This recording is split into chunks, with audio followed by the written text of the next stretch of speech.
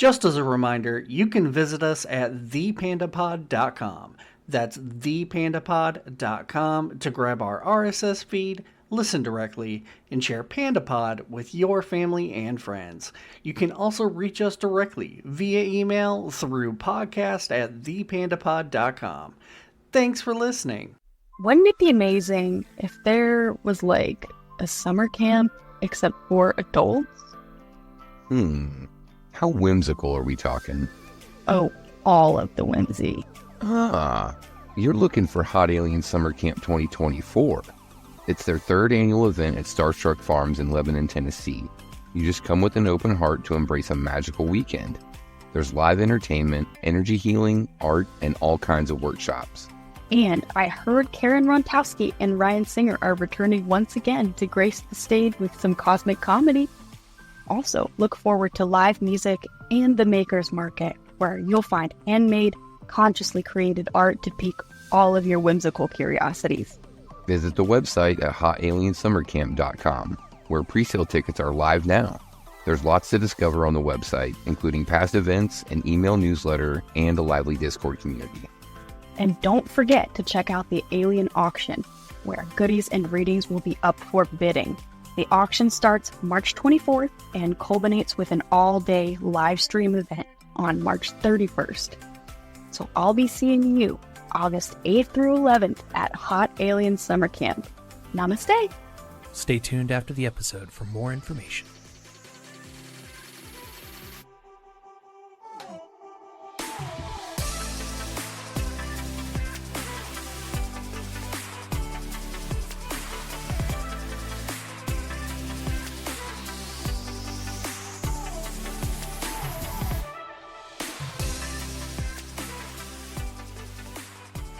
Hey everybody, welcome again to the PandaPod Thoughts Expanded.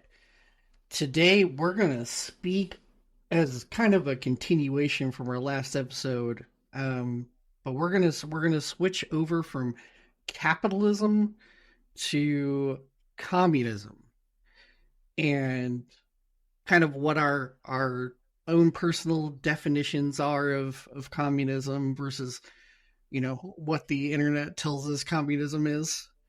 And then we'll kind of just go through and pick it apart until maybe Jeff will give love letters instead of rants this time around. Maybe. We'll see. Maybe. Yeah, we'll see. We'll see. Maybe you hate communism just as much. That's always an option too. So let's go ahead and let's start with Jeff this time around. So Jeff, how would you define communism? Poorly, probably.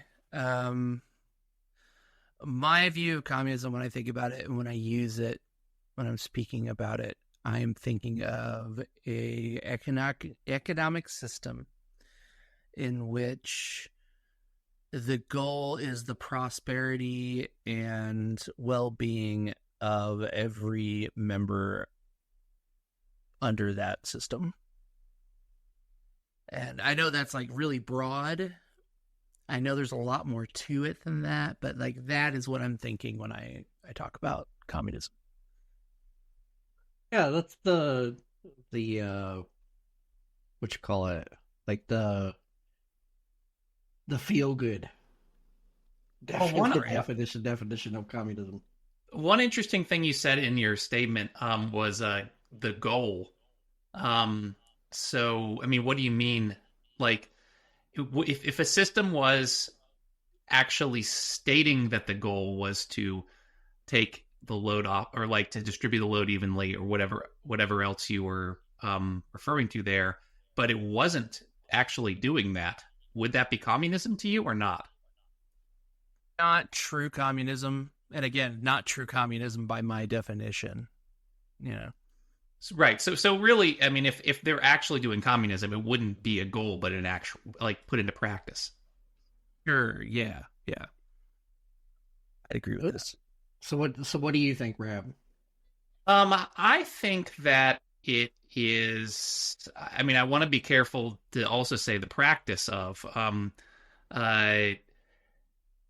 making it so that no member of that society is alienated from their labor. And I think what, to me, alienated from the labor means is that they don't have any decision input on what, like, the benefits of their labor go to. So, I mean, I think we established on the last episode that, like, under capitalism, there are profits being taken out of people's labor. Like, that seems to be a fairly non-controversial fact. So I feel like communism is, similarly, there may be profits taken out of somebody's labor, but at the very least, they're not alienated from, like, what happens with those profits. They're part of the decision making in what is done with them. That's an interesting take, um, and I think it goes like along the lines of mine as well. um, my thoughts behind it, and my I guess my definition of it would be that people who do labor own their labor, right? So people, the people who do labor own their labor in such a way that, I mean, the common phrase is the people own the means of production, right?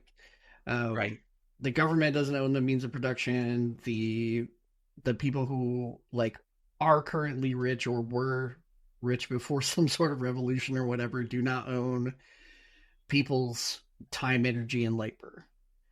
Um, and that's what I think is essential to communism. Um, like you don't get taxed on your labor. You don't get paid a shit wage to do a job just because you know you work for some corporation that works that way for profit, right? Sure. And that's what really where I think ours are very similar, if not the exact same, just worded differently. Well, one thing that you said that's interesting to me is you said wouldn't be taxed on their labor. But what if the person doing the labor recognized that it was a good idea to set some of that value aside and send it somewhere, so that maybe, like, for instance, like we were discussing in the capitalism episode, surplus value can be stored and used to, like, make processes more efficient and stuff like that, kind of like we have under capitalism. Like, if the person agreed to that, do you think that would still be communism? I think the ideal version, I mean, right, so there's practice versus ideal, right? And so I think the ideal version is that everybody owns their own labor so that they get to set the price for their labor. There's a mutual agreement on what labor is worth, and since each person individually owns their own labor, they do have the ability to pull together and like create some sort of group that could function similarly to a company, right? But everybody that works there is an owner Right. versus there just being one like a couple people that are bankrolling the whole operation and taking all the profits, right? Like, Sure. and there are some examples of like not good examples, but there are some good examples of like family owned businesses, right? Um, I think Right. that's the type of thing that you would see in an environment where everybody owns their own thing, right? It would be more like a family and friends, maybe a town, right? Um, Everybody comes together and kind of makes that decision.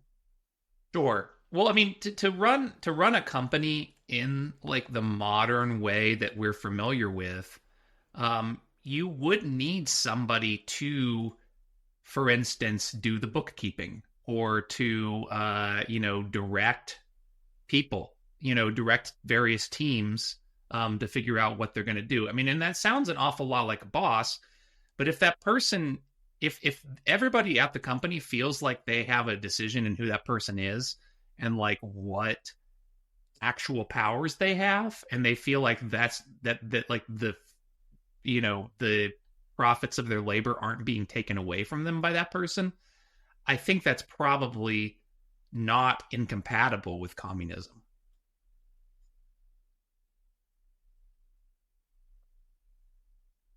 Interesting. Well, do we want to jump over to the Wikipedia definition and see what Wikipedia says? Well, Yeah, go ahead. Go ahead, Joe. yeah. Before we do, I just want to say real quick that I feel like after listening to you guys explain your takes on communism, I feel like in my mind when I think of communism, I'm really just thinking of this like maybe like utopian society ideal that isn't necessarily even communist. Like I feel like I'm learning some things already. Like the things you're saying, I recognize from like videos I've watched and things I've read about communism, but I feel like in my mind those don't stick. Like I'm interested to see where all this goes. I feel like I've learned something already. Go ahead and explain like what a little more what you feel, like how you feel that way. Like what is the differences in like the facts that you know or what you've heard that are maybe or how you feel that may be different from what you've heard. Right. Well, this is all just feeling. This really isn't, I think, based off of really anything I've probably like heard specifically about communism, but like when I think of communism, I think of a like society. I have a hard time squaring the idea of money really working with my ideal of communism. Does that kind of help clear up what I'm thinking? Yeah, I think you're kind of saying like, I mean, I'm talking about the fact that like, for instance, a modern corporate structure like could theoretically work under it, and you're saying something more along the lines of like we wouldn't have a need for that. Yes, correct. Because in my mind, an ideal like communistic and probably socialist society, and I don't really fully understand how those two mesh together. So maybe we can talk about that too. But would be a society that is just putting, and we talked about this last week too. Putting their energy and time into things they are passionate about without the like thought of monetary reward, and more with the thought of producing something you're proud of and helping others via those things that you produce or do, and then just having your needs met by other people who feel similarly about what they are doing. Or yeah, I think that's very fair. And I think uh going back to my definition of it, I think that the level of alienation that people have from their labor is a spectrum, and that what you're effectively talking about is probably my definition in the sense that people have absolutely zero alienation from their labor. Like, Yeah. in order for there to be absolutely zero alienation, you would probably have to like abolish money, for instance. You would have a barter system. That's the only way that like fundamentally the best way like of trade that you could possibly have without having an actual currency assigned to anything, right? You would say, okay, well, the value of the two chickens that I raised is the value of, that the three sets of clothes that you made or whatever, right? Yeah, like value would not have a standard of any kind. It would simply be, what you are willing to give and what the other person is willing to receive in exchange for those things. Well, or maybe not even necessarily an exchange occurring. Yeah, yeah. The person may just need a chicken, and so they're able to take one from the chicken farmer. But I mean, this obviously has to be in a system where the chicken farmer has their needs fully met without that Right. chicken. Exactly. Yeah. Yeah, and I actually, the more that I get thinking about this, right?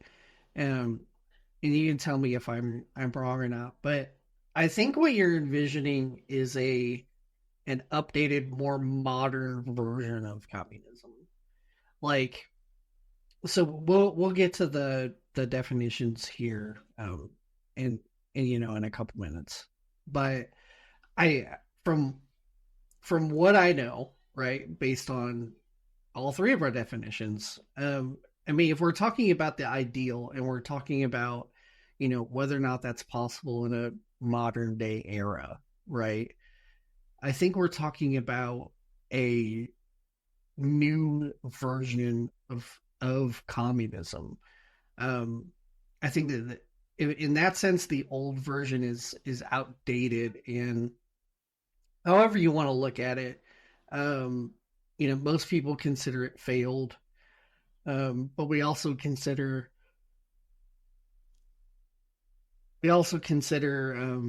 capitalism to be kind of failing at the moment. So there really isn't many other versions of of economies outside of Nazism or fascism and um, like feudalism. Um, so so I don't think we've clicked on it yet, but I do think that a modernized version is something that could definitely hold its weight. Um, but you'd have to have Philosophically, everybody on board. yes. Yeah, Yeah, philosophically, yes. right. I do fully understand that my view on it is like utopianist, though. I You think know, all like of I mean, anybody's view is utopianist when it comes to communism. I mean, because the real world implications never work out the way it's written in the book. You right. know? And I suppose you could say the same thing about the original ideals of capitalism as well, that it Yeah. was kind of utopianist. It was like this kind of grand idea that now I'm going to retract that because I'm thinking back to our last conversation. I still just don't think capitalism in any form could be like altruistic in that way. So I retract that. Well, do we want Yeah. to go to Wikipedia's definition, see if that sparks any more discussion? Yeah, Yeah. yeah. All right. Okay. All right. So, communism, and then it has a Latin definition. Communis, common universal, is where it comes from. But I'll just go ahead and start over without that part. Communism is a left wing to far left socio-political philosophy and economic ideology within the socialist movement, whose goal is the creation of a communist society, a socio-economic order centered around common ownership of the means of production, distribution, and exchange that allocates products to everyone in society based on need. So Yep. already a much more complicated definition than the one they had for capitalism. Sure, yeah. And just based off of that, like two sentences, I feel like maybe my definition wasn't that far off.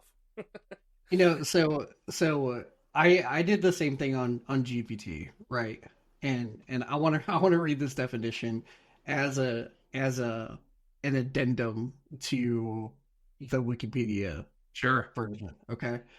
So it says communism is a political and economic ideology centered around the idea of creating a classless society in which all property and resources are communally owned rather than by individuals. The goal is to eliminate social classes and ensure equality among all people. Right. Okay. I guess So, I do. I guess yeah. I my definition is communism. yeah. I guess it's just never really been put into practice in like that very specific way, except for maybe what was the Paris something or another we talked about Paris last week. Commune. Well, I mean, even the Paris Commune, I don't think that anyone alive at that time could argue that, like, you can reach communism in a few months, which is the amount Sure. of time they were around. Um, Yeah. Yeah. it, So it, what's weird about this is, so on the definition that we're looking at on Wikipedia, right? It mentions that the people own the means of production, right, and exchange and etc. Whereas this definition doesn't say that. What it says is the abolition of private property altogether. Sure. And I think maybe that's the problem, is that there's two, like, it depends on who you talk to and what their version of communism is. Maybe that's what the problem is, because it seems like they're conflicting. They're saying the same thing, but they're also conflicting with each other. Well, to be fair, the Wikipedia definition, I only read the first sentence, and the second sentence is a communist society would entail the absence of private property and social classes, and ultimately money and the state. So, I mean, if you take Wikipedia's definition at face value and say that it involves ultimately the abolition of money and the state, there has been no communist society for sure, right? Right, correct. Unless you're talking about some small tribe in Africa or somewhere, right? Like where they have no government, they have no system of monetary exchange. Everybody just gets what they need, right? Right. That's what Marx referred to as primitive communism, and that, I mean, I don't think primitive is really necessarily meant to be derogatory, like in current day. I think it more means like primitive in the sense that this is what effectively, if you go back far enough, every person around the world was engaged in. Right. Yeah. Although I suppose you could argue that, and maybe I misunderstood, but I suppose you could argue that people probably did consider their property to be their own, you know. Sure, yeah, even in those times. But I think that there's something where if you're truly only surrounded by the group that you know from childhood, and like this, and then any new members of the group, you're seeing them born, I think that there is something where you are highly unlikely to let anybody in that group suffer unless they're all suffering together. Right. And I think that like that's partially where like almost like ethno-nationalist tendencies come from. Like the idea that, we were better off when society was entirely insular like that. And that, because people cared for each other better, like that is a reason to eliminate people that are different from the current society. Well, I mean, realistically, that's, the process of doing that would be so painful that it would alienate people way more. It would destroy the community effectively. So this is the ideal version that we're talking about here. Let's talk about how it's been put into practice. And it's been put into practice in a couple of different places and a couple of different times, right? We had the France Commune. We've had Russia before the USSR. Then we had the USSR. And then we've had China. I wouldn't count North Korea there. We've had not is it Cuba? Was Yeah, Cuba you should count Cuba communist? for sure. Yeah, Cuba. I mean, Venezuela. Yeah, Venezuela.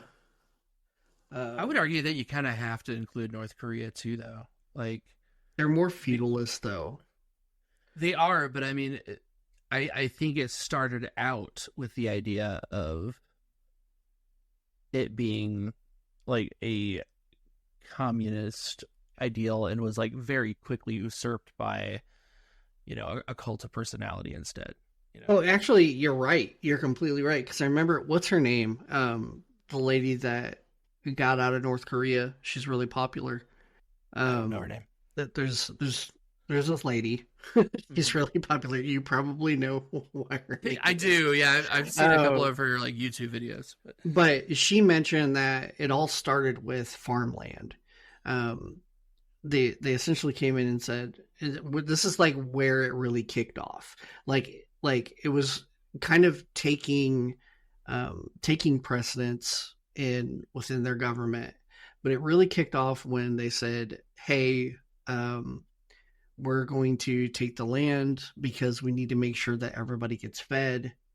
And it's kind of like what we one of us talked about a little earlier. So they took all the land, and then those people were poor and did not get fed. Um, and that's really where they took power from, was from taking the farmland. Well, I think that first of all, I do think that North Korea should be included in the list, but also I think that it's not really all that helpful to talk about what went wrong in North Korea um, Sure. without talking about Russia, because if you just think about geographically speaking, right, Russia is like, you know, hundreds of times bigger than the Korean Peninsula is and borders it. So what's happening there matters a lot, as well as China. Kinda. Yeah, I was gonna say that too. Yeah. Yeah. So Russia, we've talked about this a little bit before, where we talked about the overthrow of King Nikolai, and it was supposed to turn into this whole like people's rights workers, all this kinds of stuff. But inevitably, what happened was the people who were in power, who led the charge against the family, just wound up taking over, right? Um, it did take a little bit of time, and there were a couple of different factions and things like that, but literally they just took over because there was nothing left to stop them from doing so. Yeah, I mean, I think effectively when they first come to power, there is something called war communism, which is um, it was easy to convince people to go along with really a large amount of exploitation. I mean, Russia was like a feudal society, so whenever they took it over, people they effectively knew that they needed to. I mean, they were still in World War One, I guess, when the revolution happened, right? And so they knew they needed to fight back there, and they also knew that there was going to be a lot of people who would try to put the revolution down within Russia and without, right? So it was fairly easy to convince a large number of the population to go along with basically exploit themselves to make that possible. And that was the war communism period, which was the first kind of period of what happened after the Russian Revolution. And then from there, that is like, I mean, by the time they had won their revolution fully and put down the dissent, um, they that was about the time when Lenin died, Stalin took over. And at that point, the people who were in the government realized that I mean, I think they knew, even some of them knew all along, that to go along with Marxism, they would have to progress from feudalism to capitalism before they could reach communism. And therefore, they decided to implement the very, very, very harsh reality of moving from feudalism to capitalism. Yeah, and when Lenin died, there wasn't really a line of succession, if you will. Um, when it happened, Stalin just started killing every other lieutenant uh, until he took over, and anybody who spoke against him, and anybody who was in the government, um, he just started murdering them, um, without pause. Um, and so that's really when it hits, when he takes over. That's when you see, like, this is supposed to be communism, right? But millions and millions and millions of people starve to death and were killing each other for food, like just millions of peasants, just peasant people, just Well, it was terrible. It was just a terrible time. yeah, I mean the peasants were forcibly displaced from the land in many cases because of the fact that capitalism requires there to be a labor pool in the cities. And so that requires like mechanization of farmland in order to um, move, to make it so that less people are needed to work the land. And then and then that way that people could move to the cities and be there to work in factories. So that process was extremely brutal. And the other faction that Stalin fought against was, I mean, I don't want to simplify things too much, but some of the people there certainly believed that it would have been better to just give up power after they after they finally finished putting down the opposition, basically give up power to liberals and let them do this nasty, like capitalism business instead of that, so that way communism wouldn't have to get its hands dirty, right? And I think Stalin was of the opinion that they should just do it and try their best to say, this is communism. Dirty, dirty business. And so that's one example of communism in the works. Well, so yeah, I mean, but also like it is, I guess, but it effectively they were moving through the process of feudalism to capitalism. Like they did not even become as advanced a capitalist state as many others in the West. They didn't even manage to get that far. Yeah, they failed early and hard. Until the USSR.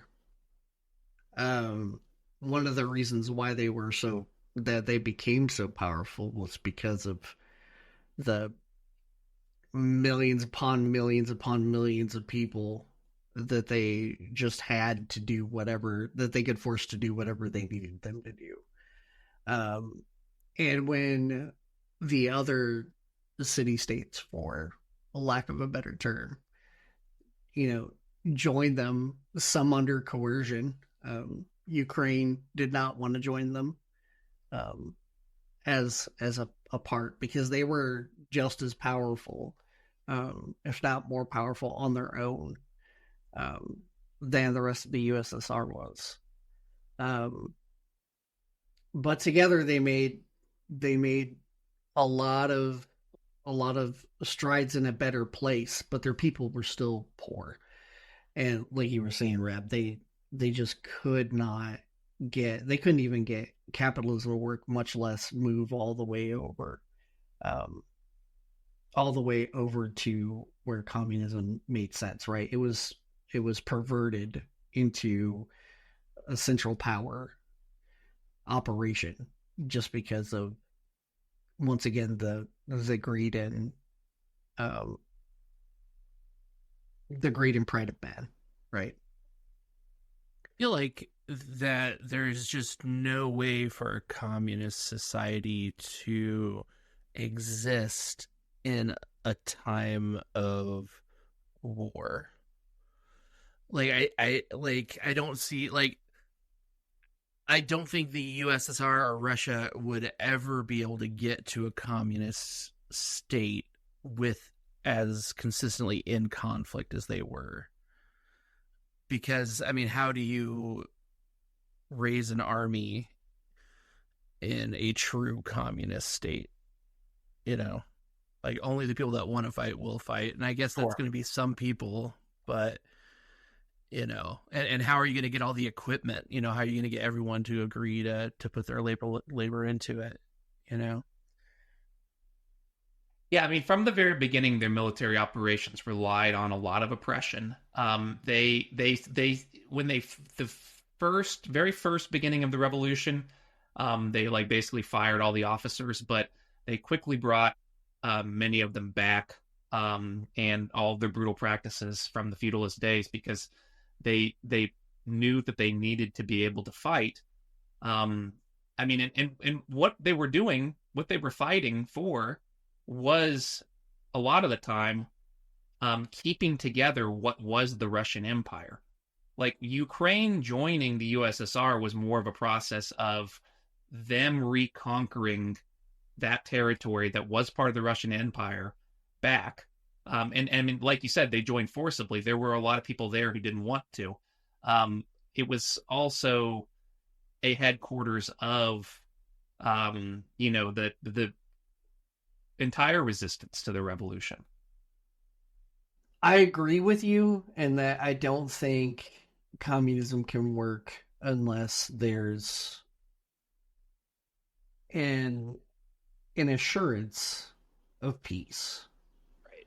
Yeah. But I think because humanity is humanity, that time doesn't exist. There's always Maybe. going to be people that are power hungry enough to do what they have to do to get to where they want to be, and it's never enough for them. Yeah. Well, I mean, again, that just goes back to like me feeling like it's ultimately a utopianist ideal. Like, I don't think communism can jive. Like, I'll take it a couple logical steps further and say that I don't think communism can jive really with any government. Like, I don't think you can jive with humans. well, I mean, that's a whole other thing, really. But like, I feel like in order for communism to work, it has to be an anarchistic society. Yeah, I think you're right. I think you're right. Well, I mean, still in Wikipedia's definition, they talk about the absence of a state, and I don't necessarily think that means that there is no government. I think that I don't know. I would be wondering what Wikipedia defines a state as, even. Yeah. Yeah, because maybe state is even a better way to put it, because I do see small local governance over communities that have like agreed ideals or whatever, but I just don't see it working in any way or any place where a feeling of like nationalism is involved. Like, because Well, I don't. tribes. I mean, Sorry. but how do you get to tribes? Like, even if you go all the way back to the point where, like, just say your your grandpa who, was lucky enough to live to be 45 years old was like the wisest person, that you could rely on to help, you know, make decisions with people. Like, you're still eventually going to run up against another group of humans. And whether or not everybody would have to have the same ideal. There's no place for conflict in this type of system. And there's Well, going to be conflict.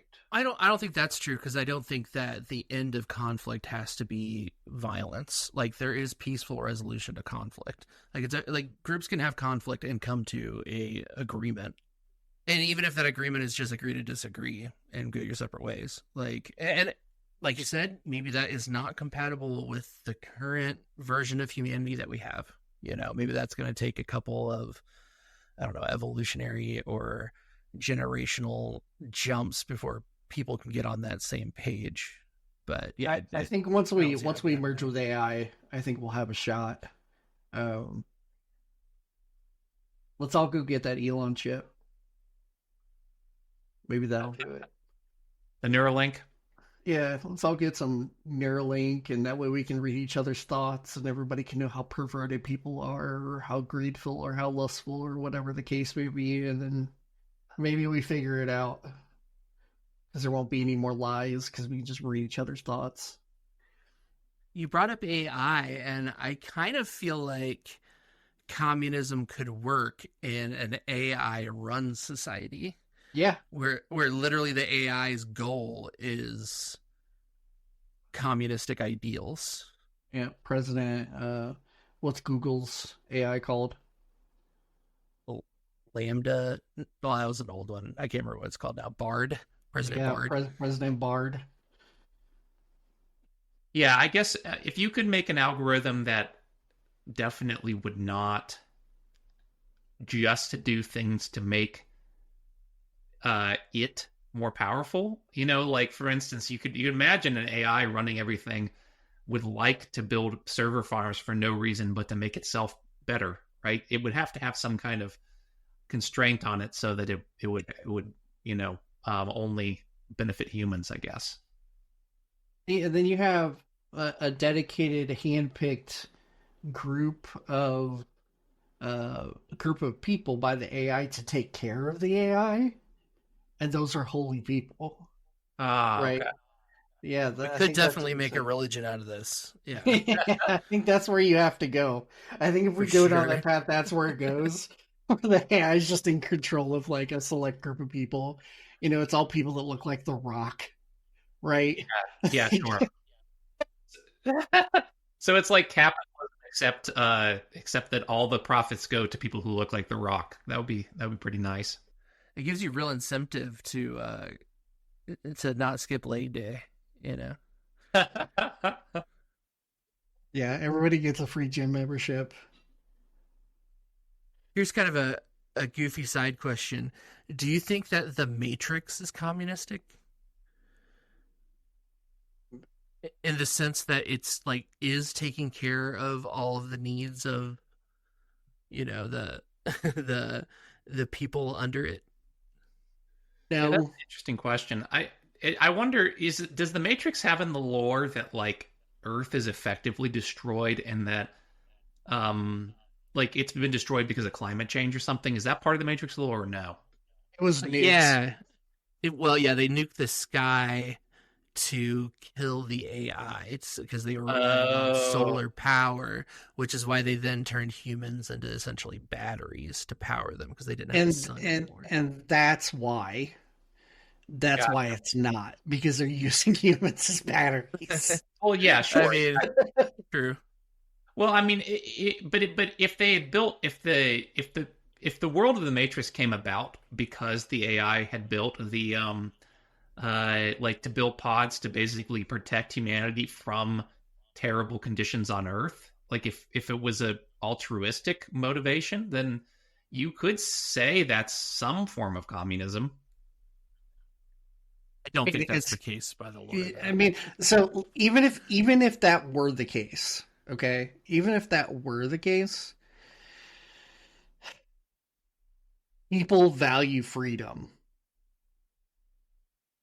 And so the moment that freedom gets taken away, we're in a spot where it's more in line with the communism that we're already used to, which is the failed communism, right? Like you have the AI that's in charge of people, then you've got, some people who are not living a great life admittedly, but they're free, right? And the entire goal is to make them batteries again. Like I don't I don't see, like, even if it was benevolent, there's still that darkness in there, right? Like I'm a big, and I think I said it before, but like I'm a big fan of like yin yang. Like there's a little bit of darkness and light. There's a little bit of light and darkness, and I think this just goes back to show how true that is. Because even if it was altruistic, it's still you're still taking away people's freedom. They just don't know it, right? Right. So that's still a problem. Well, before we move on from the AI thing, I just want to give a quick season one shout out and ask you guys, have you watched Mrs. Davis yet? Because Mrs. Davis is the like good version of what we're talking about. Goddamn, no, I still need to. No, It's of so course I good. haven't. You need to watch it. But I have to watch The Expanse first, right? Yes. Only up until season 2, episode 5. At that point, you can That's take a only a few break. away, and then I can switch to Mrs. Davis. Yeah, then you can switch to Mrs. Davis. Yeah. I'm Okay. not putting down my anime. Okay. Just pretend it's animated, man. Take some acid or something and it'll look animated and you'll love it. I'll run it through AI to make it animated Hell somehow. yeah. There we go. Okay, so Anyway, we were talking about different countries. We were at Russia, Yeah, so and I got us very sidetracked. I apologize. I think but and it wasn't really. I mean, part of it was because of World War II, but it also was more about because of what they were trying to do and being so oppressive of their people that the USSR eventually failed. Um, and that's really the end of that. Um, I don't think it's worth going into. Personally, I don't think it's worth going into Boris Yeltsin and going into Putin and what we kind of know as more current history. Um, I think it speaks for itself. It's essentially an oligarchy under the mask of communism, which isn't very different than the oligarchy that we have in America that masquerades as capitalism. Um, and at this point, I think China is probably where we go. Sure. China's story is a little different. So they had China's story is closer to that of the Hitler story. When we talk about like rise to power, so there was actually a government that had political parties, and I don't remember his name, but the guy who was in charge before Xi Jinping, um, yeah, Mao, Mao. So Mao kind of his entire reign was about consolidating power. So what he would do is he'd place people in different positions within the government over time. He did it slowly over time to where there was no other political party besides his own. I mean, And there was a huge revolution there too, though. I mean, there was a lot of fighting. They had the communists were started off as like a guerrilla movement. I'm pretty sure. Yep. Right? Yep. Yeah, So, I did kind of skip over that, so please. yeah, I mean, the communists came to power in China in a context of extreme Japanese aggression and a very weak Chinese state. That was kind of like divided up into a bunch of clans. And I mean, effectively, the communists were one of those fighting forces in sort of a civil war that was leading up to the Japanese invasion in World War II. And they made a truce with the rest of those, most of the rest of those parties in the Civil War to stop fighting each other and fight the Japanese instead.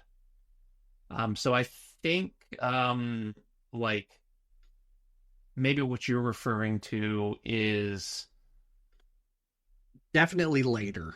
right, like what happened to kind of after the Japanese invasion and stuff was resolved. Yeah, they after that there was a like I said they actually wound up forming a government based with parties. And then slowly one party just kind of took over the government. Um, and then if my memory serves me correctly, I could be completely wrong if you want to fact check me, but I do believe that Xi Jinping was Mao's actual successor. No, that's not true. There's at least been Deng, but I forgot about Dang. I think it's worth looking that up because there's not. You're right that there's not that many, so we could easily say all of them. Like it wouldn't take that long at all. So there was definitely a jump between Mao and Xi. So I was definitely wrong there.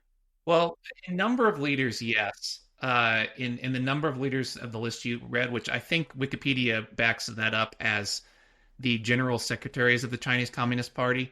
Um, the other way of thinking about it, I'm not exactly sure like how common this is or anything like this, but Wikipedia has this listed too, is of generations of Chinese leadership. So this lists the Mao generation as being from 1949 to 1978, and then the Deng Xiaoping generation of being 1978 to 1989. And I guess Deng Xiaoping is not on that list. He was not one of the general secretaries. He was a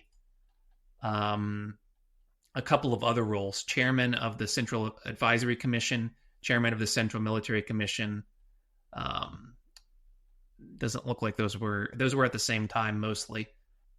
So effectively, the head of their army and CIA level operation. Sure, sure. He's influential enough to basically be in a generation of his own from 1978 to 1989. Um, then it lists Jiang Zemin, which was 1989 to 2002. And Hu Jintao, 2002 to 2012, and Xi Jinping being 2012 to question mark. They do have a system of government that I truly can say I do not understand, in the sense that I don't know what the various powers of the general secretary of the Chinese Communist Party are versus the president versus any of those, central commissioners. That's something that I'm wholly ignorant on. I'm wholly ignorant on anything before, well, other than the things that I've stated already. I'm wholly ignorant on anything really before Xi, right? And it's been explained from people who have left the CIA and have talked about China that right now everything's siloed with Xi. Like Xi's literally the one who runs everything. Um, like he's fully in control of everything, and everyone else is just a gopher. Um, he's kind of done the same thing that Putin's done, which is you kill anybody who doesn't just do what you want them to do or speaks against you, right? You just black bag them or blow them up when they're in the sky, right? like you imprison them. Um, and it's the same there, as it is in Russia.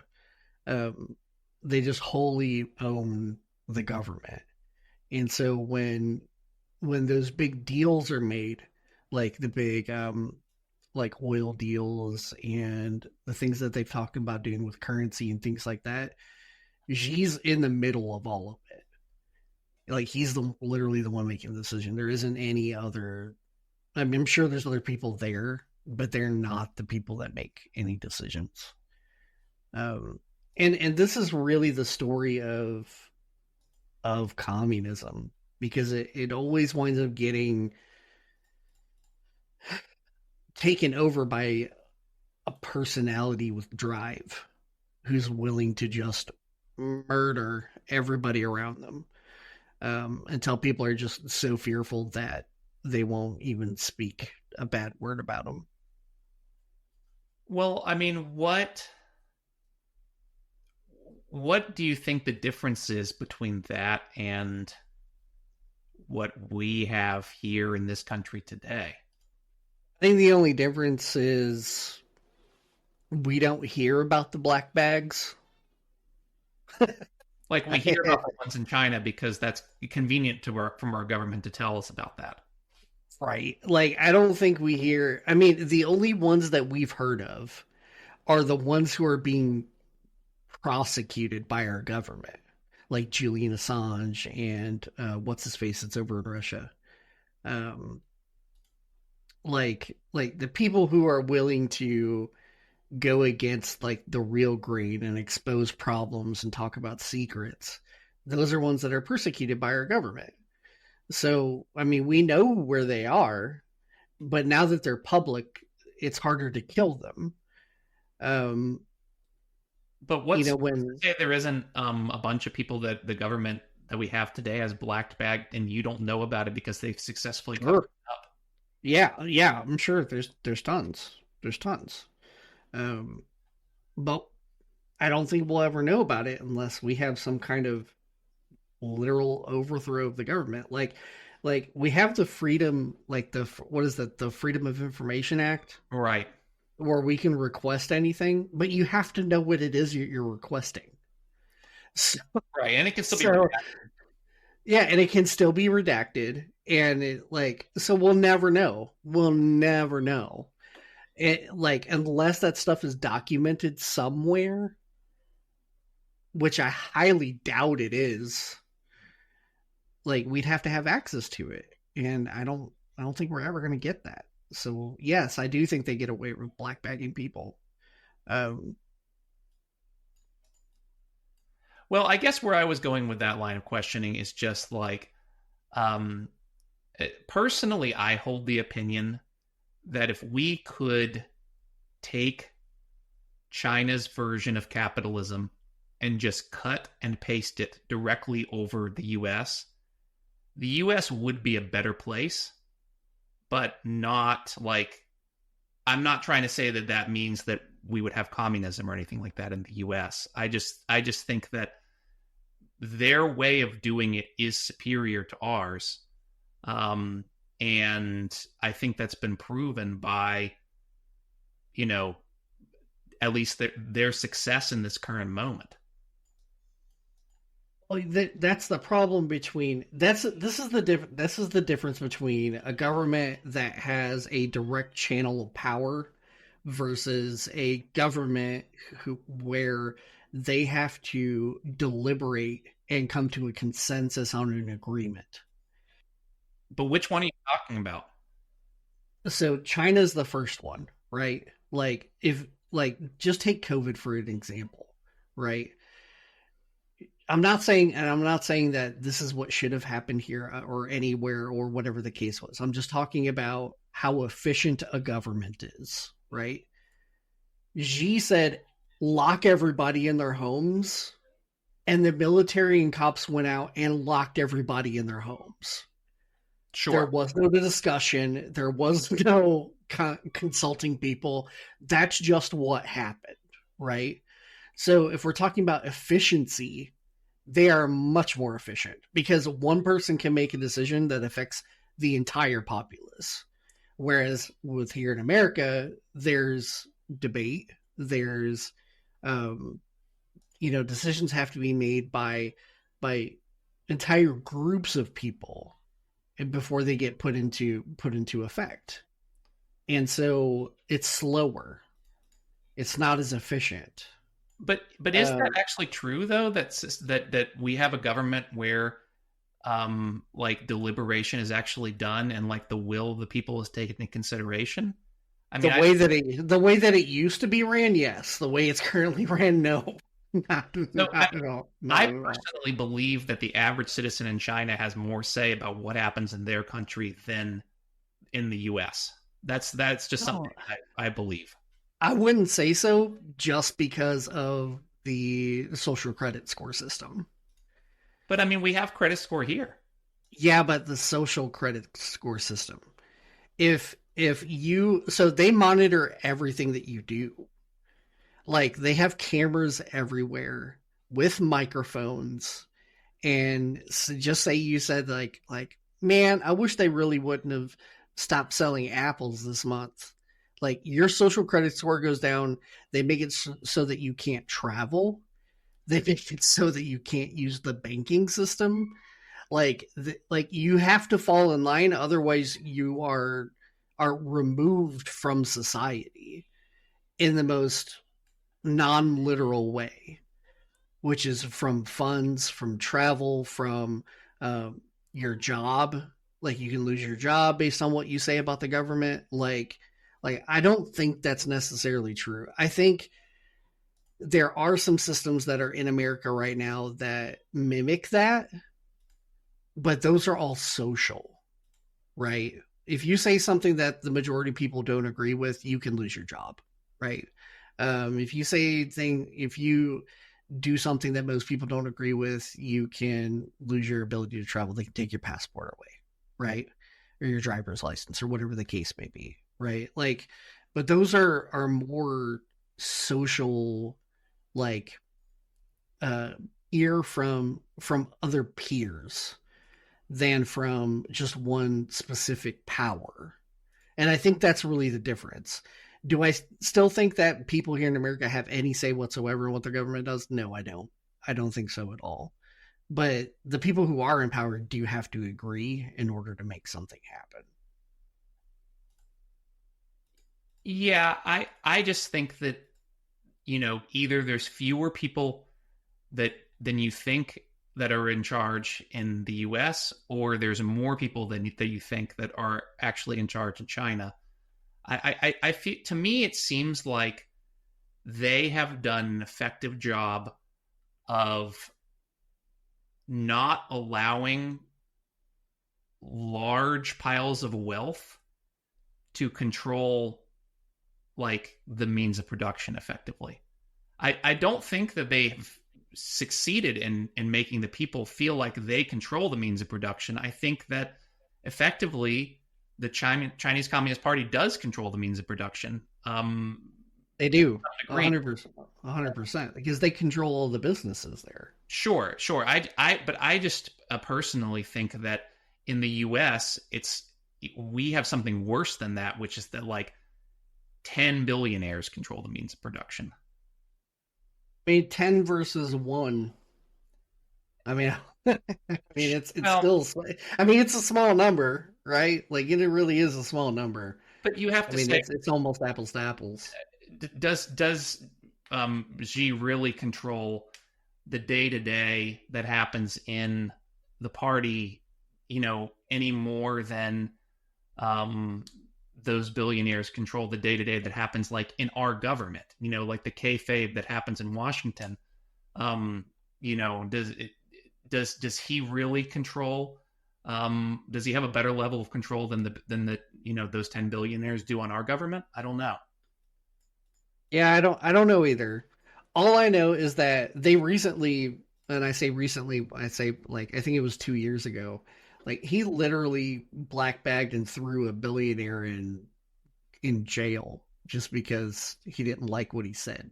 So, Right, and I and think he was gone for like, and he was gone for like 6 months. And when he came back out, he was like, all hail the CCP. So yeah, I It's mean, ridiculous that you don't think our government does that to people too, though. yeah, our I'm not government. saying that they don't. I'm not saying that they don't. I'm just saying I think he does have that level of control. Yeah, I mean, I think that the Chinese Communist Party has a level of control over the means of production to prevent billionaires from seizing control of it, right? From taking it away from, and I agree with you. if you were going with like the Chinese Communist Party propaganda, you would say like their mission is to hold on to it so that the people can eventually take control of it, right? Well, when's that coming? I don't know, but it's. I think that they have succeeded though at keeping it out of the hands of a singular few in a way that we have not. I think that's a debate for another time. Sure. I think that's worth a long discussion. Um, because it's interesting.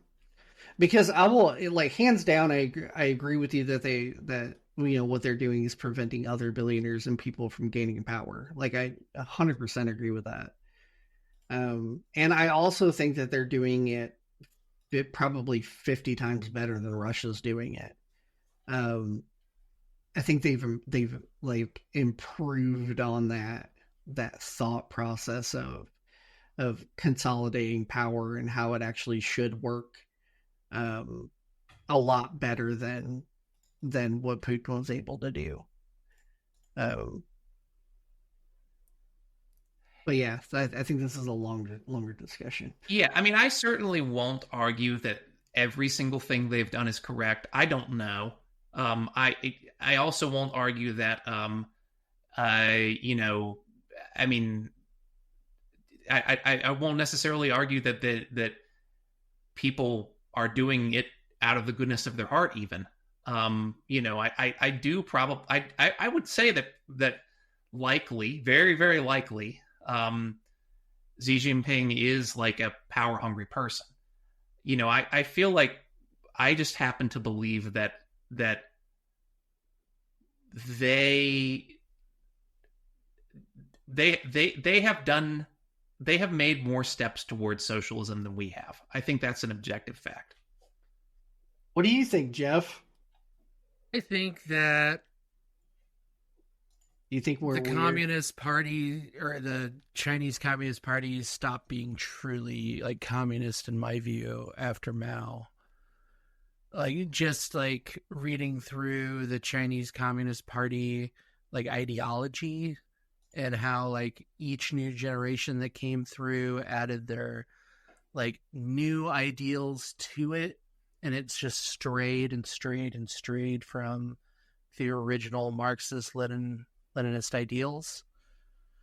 I know this isn't directly what you guys were just talking about, but like bringing it back to the communism part, I just don't think that the modern Chinese party is truly communist. governments to me are circular.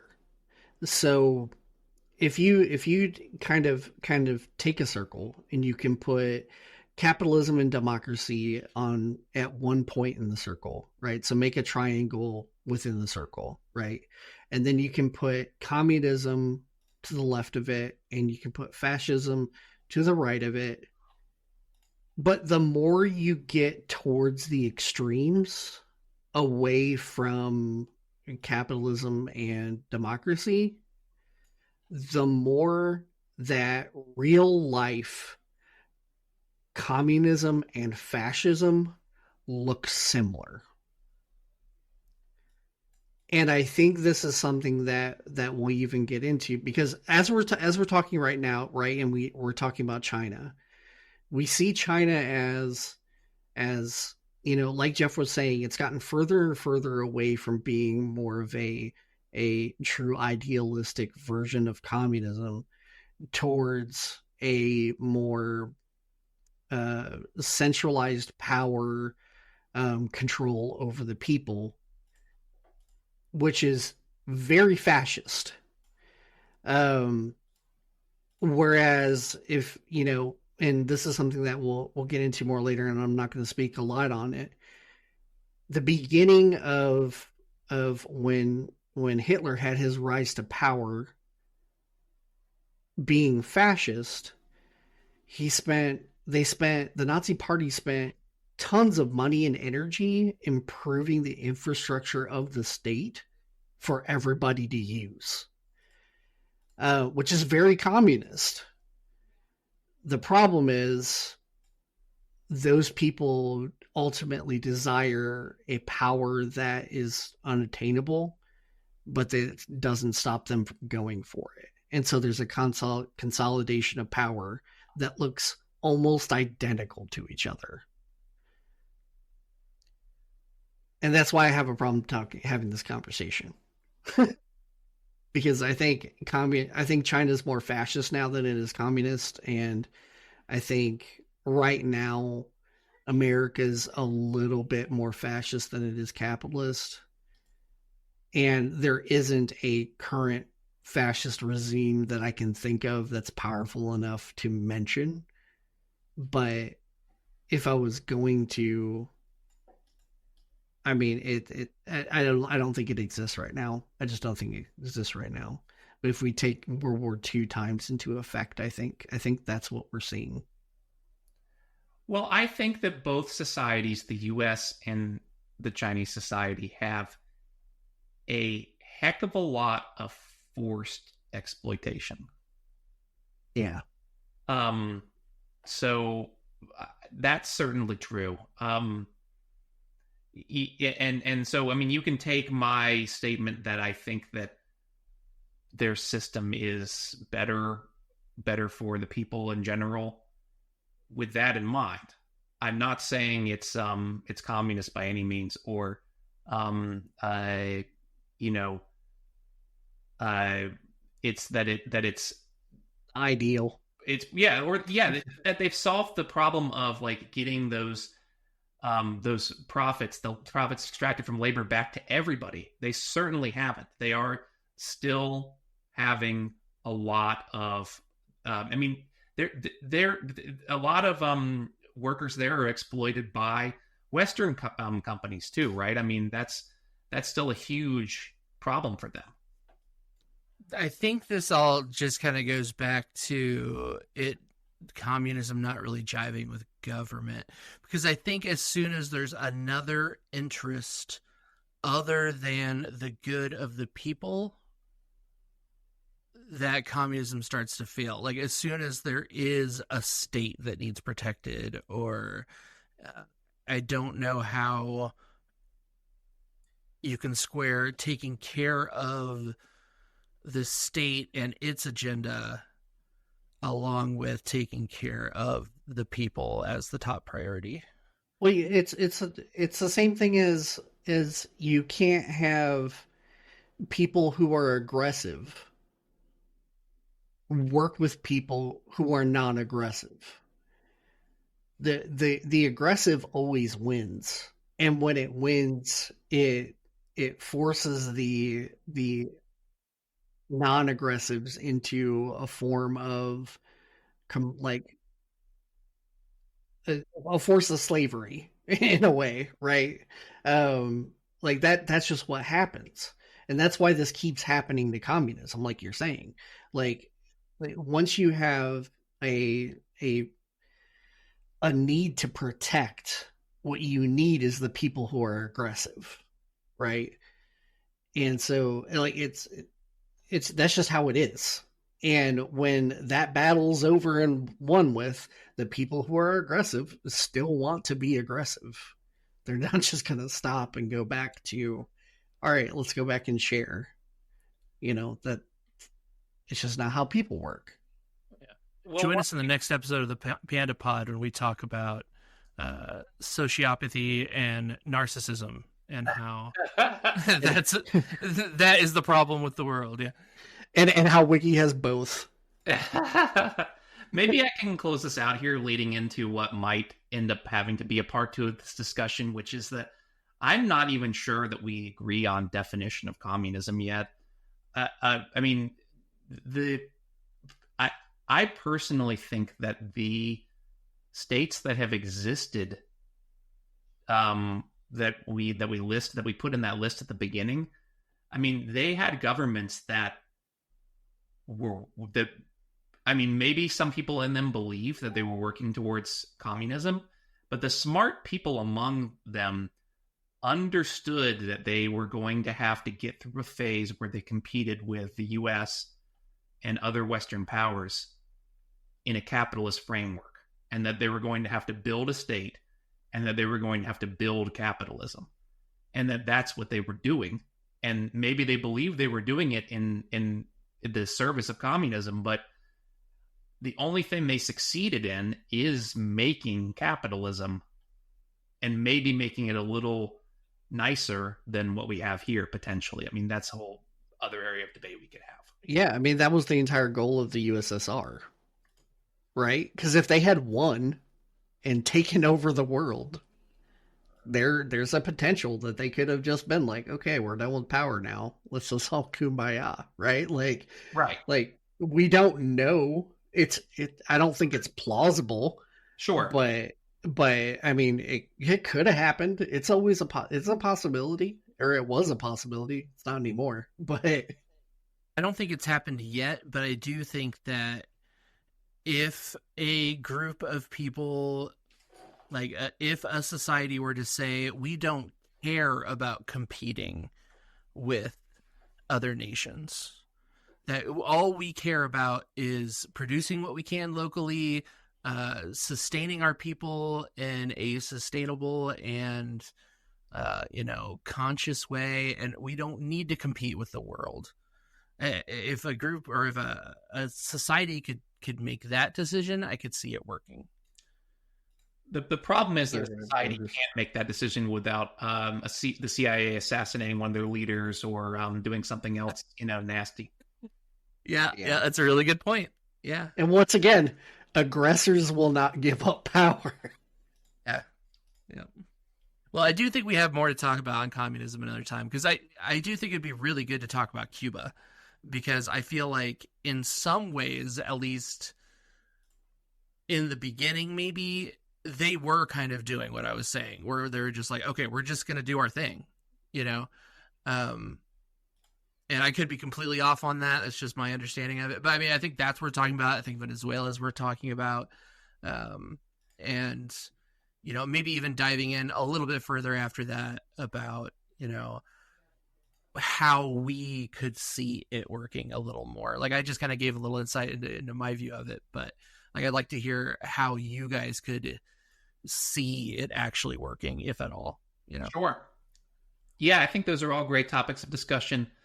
And I would like to spend some time researching the Cuba one. I think it might also be worth talking about China again after doing some research. I think I was woefully butchered the shit out of it.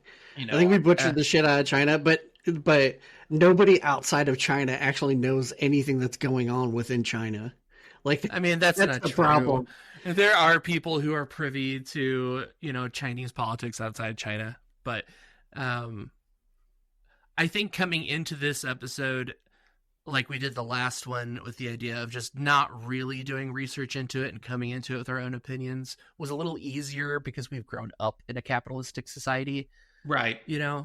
And we've just seen that all around us forever, and we have not seen the communism thing. So I think this was a good, first step towards it. But yeah, I feel called to do some research on the Chinese Communist Party and, Cuba, Venezuela, all of those, and any others that I might just not even be aware of. Teach Jeff history.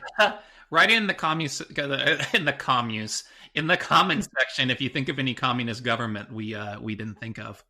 Yeah, let us know, and we'll discuss it on the next one. All right, guys. Well, I think that's going to wrap it up for us. So, once again, thank you guys so much for tuning in and listening to us ramble on about communism today. Keep your ears out for our next episode on Thursday, and we will see you guys soon. Bye. Bye.